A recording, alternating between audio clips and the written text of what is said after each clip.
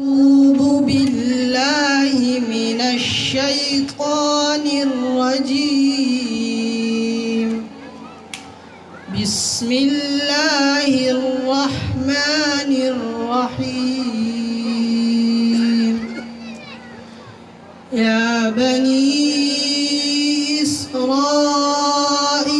اذكروا نعمتي التي أنعمت عليكم وأوفوا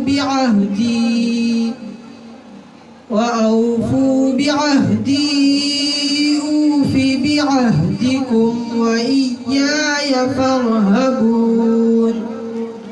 وآمنوا بما أنزلت مصدقا لما معكم ولا تكونوا أول كافر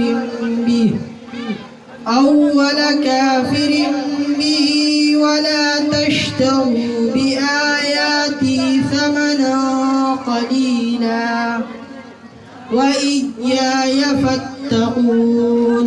ولا تلبسوا الحق بالباطل وتكتموا الحق وأنتم تعلمون. وأقيموا الصلاة وآتوا الزكاة واركعوا مع الراكعين.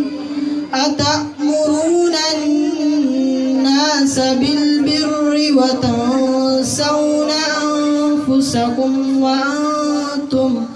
وأنتم تتلون الكتاب أفلا تعقلون.